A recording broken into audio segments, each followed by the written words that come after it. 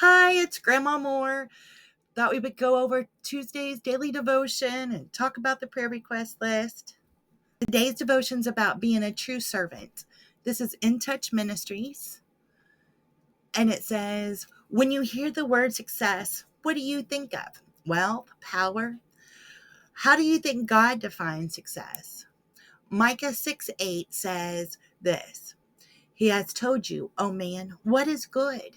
And what does the Lord require of you but to do justice, to love kindness, and to walk humbly with your God? And with Christ as our example, we should strive to be like him. In today's passage, we see how Jesus served.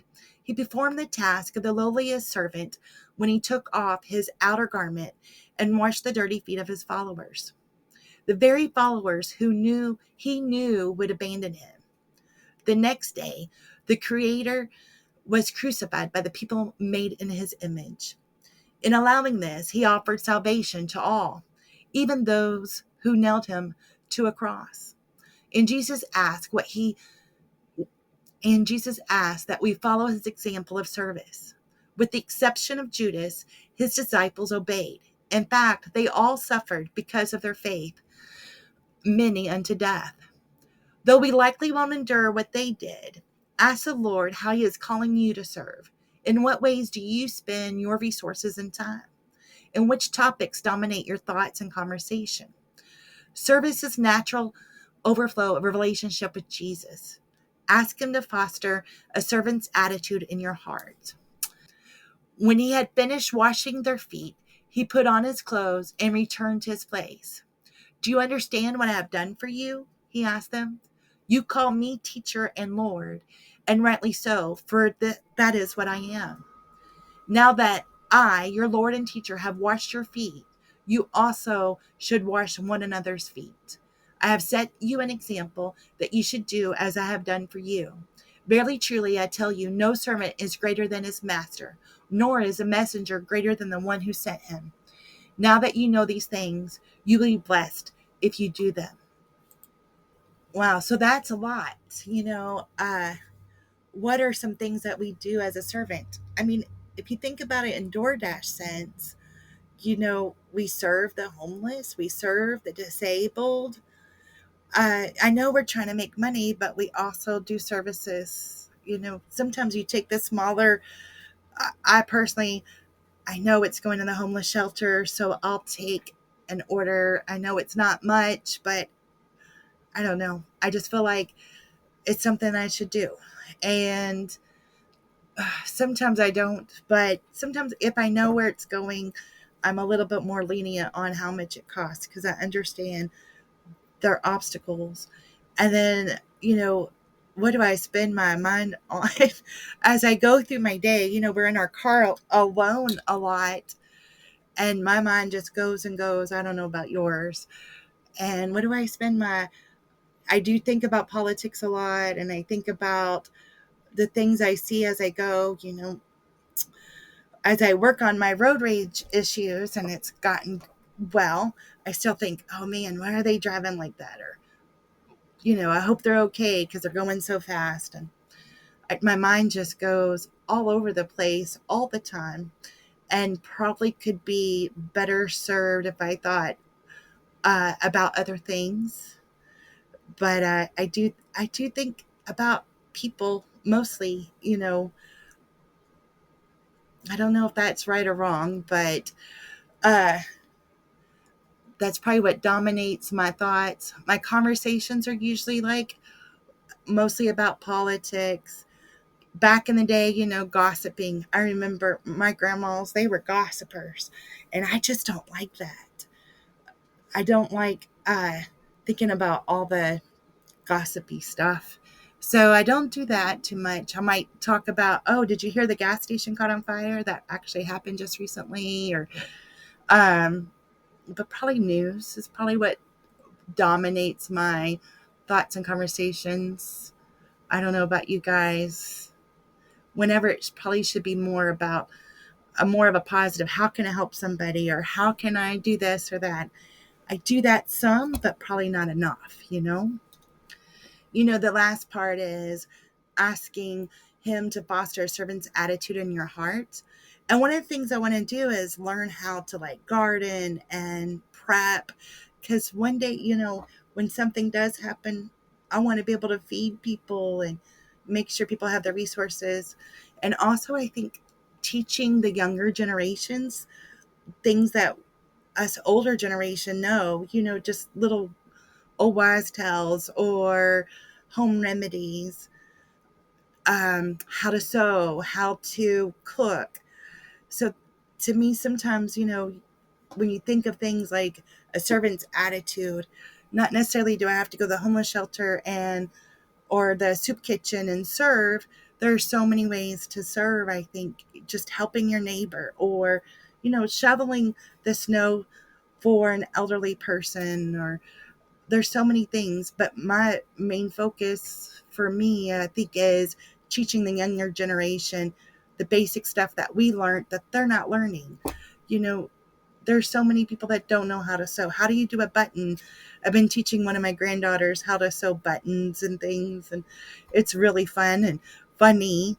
My sewing machine is down, so I've been working on getting that up because I want to really teach her how to sew something. When I homeschooled my children, they all had to make their own Christmas dress one year, and they're proud of that. And a couple of them really took off with that and can sew a lot of things. They were very creative in making their outfits, and it's something that they'll remember forever. It's like riding a bike. You fall off, and once you learn how to ride a bike, you know how to ride a bike. Same thing with sewing, I think. Once you learn how to sew, you can sew, and just being able to teach them. I think that is my part of the servant attitude is what can I teach somebody or help them, even if it's something little. So I did want to go over the prayer request list. I know the other day I talked about the little boy that was in the car accident, Aris, and unfortunately they have pulled the plug. So he has passed away. It says he will be a organ donor. So please keep him and his family in your prayers. Here's a picture of him. So just wanted to give you an update on him. As we pray together, more things can get accomplished. So I just wanted to go over the prayer request list. There's a lot of people that write different things on the comments, and I think about them all. There's a young lady that said, I don't know if she's young, but a lady that said she was losing her house, and I haven't heard back from her, so I worry about her. I did take her off the list because I haven't heard back. I'm not sure what's going on, but I did reach out to Shauna, and she is recovering from outpatient surgery, so I just wanted to keep her on our prayer request list and thinking of her, and hopefully she'll be back on YouTube before long. Already mentioned Aris, and really thinking about his family losing both of their children and in such a horrible accident is just devastating. And on Caleb, he's home and he had some surgery, so now they're looking at if his reversal will be a possibility. So waiting to hear back from that. I still have the California fires and the North Carolina flood victims on our list because that's going to be a long, long, long healing process and rebuilding process. And my heart really goes out to them. Michelle and family, I know she lost her mother-in-law, and haven't heard back from her for a minute. And I know, the grieving process takes a while, and just thinking about her and her family as they go through this. And of course, Yvonne's son, he's serving in the military, and we hope he gets back soon and all safe and good to go. And the Smith family, so I asked about an update on her. So she's not able to leave her house because it's some kind of immune issue, but they don't know exactly yet.